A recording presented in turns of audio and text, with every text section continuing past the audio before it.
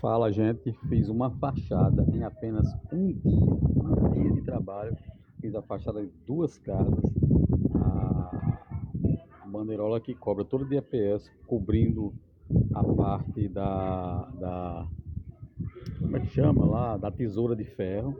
Ainda fiz o beralzinho da casa todinho.